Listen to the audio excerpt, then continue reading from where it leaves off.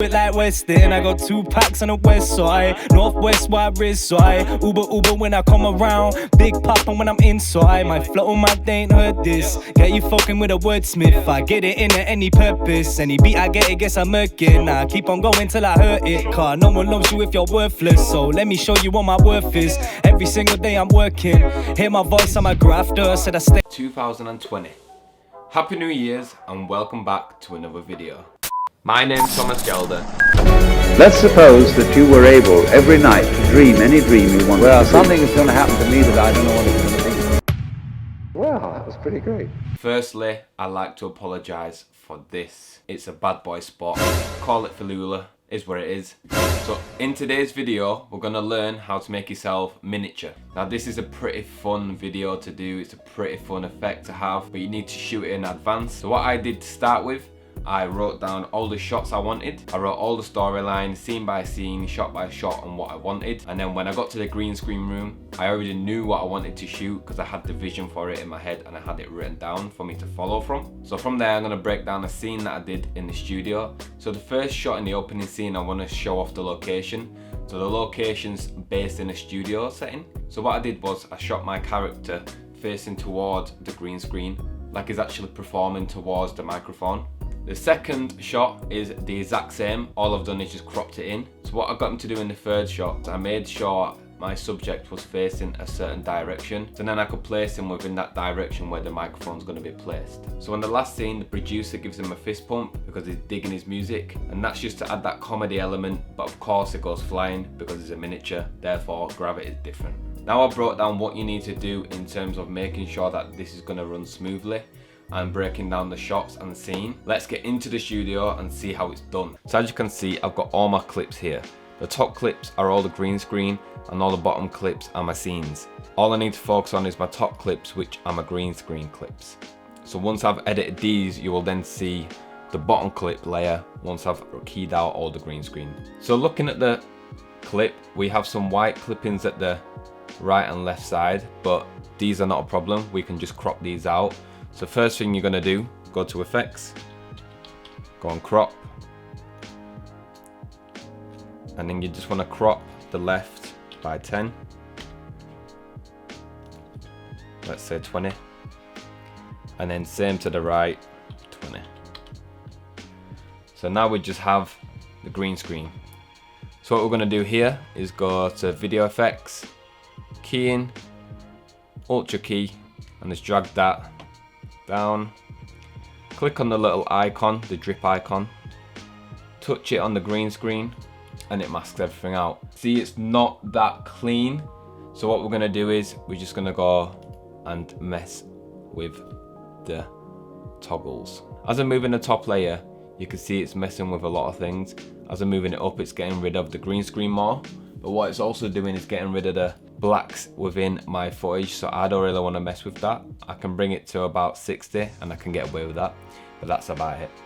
Highlights, we want to keep the highlights, so we want to bring that up to about 70.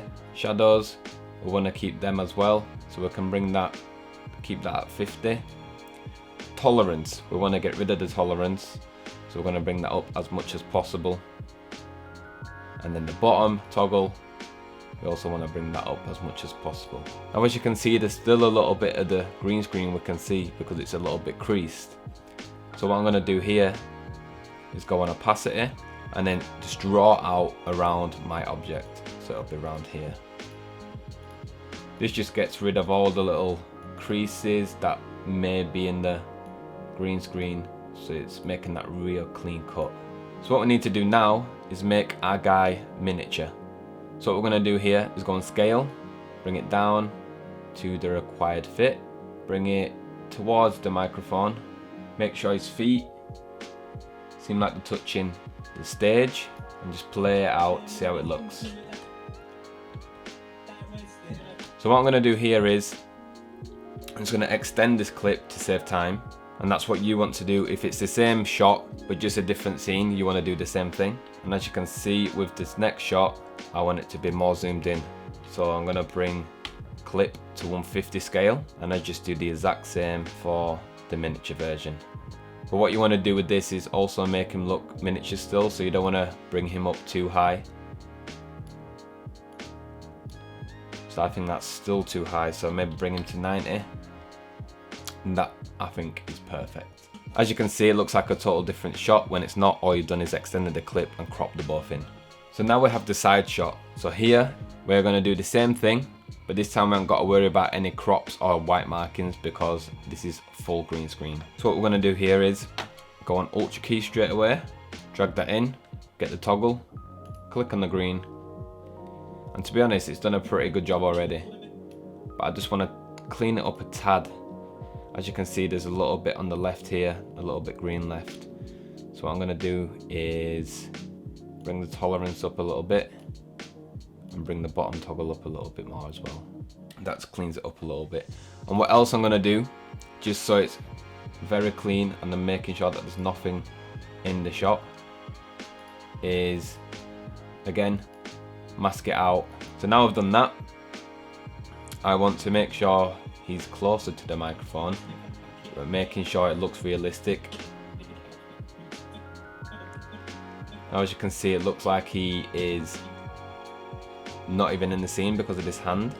So what I want to do is I want to bring him a bit more down, so maybe 85, bring the scale to 85, or maybe 90, and that to me looks more realistic.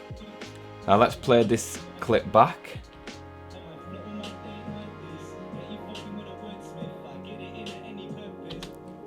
And this shot is different, it's a side shot, but as you can see, it's got the white markings again. So what you're going to do is bring in the crop, the exact same thing that you did with the first clip, but I'm just going to show you just so you know. Crop it in by 20, crop the right in by 20, and then all you have to do is key out green screen, click on the toggle, click on the green, go on matte generation, go on tolerance, bring that up a little bit, bring the bottom toggle up a little bit, and bring the transparency to 50, go on matte cleanup, matte cleanup, sorry, bring the choke up a little bit to 40, bring the soften up to 15, mess with the contrast, not too much, say 15, and then as you can see on the left, we've got that little crease still, so we're just going to go on opaque, key out our character again, feather it just so it blends in a little bit better with the footage, and then what you want to do is make sure your character looks like he's in the right position, bring him up a little bit, back, that's perfect, and that's it, that's the effect. I don't know why I'm doing that, I'm sorry, but that's it, that's the effect done. I love this effect. I think it's awesome. I think it's unique if you do it in your own style. I mean, I don't want people to kind of copy what I do, but I'm giving you the key notes on how to do it, and then you put it into your own flavor. If that makes sense. I've got Jamza here chilling with me. I think he said like, subscribe, what else? And comment on the video. I don't know. That's what he's saying anyway. That's me signing out. I'll see you guys next time. Makes diamonds. Tell him give me a couple years and I'll be shining. Come here with you with the flows and I'll be right.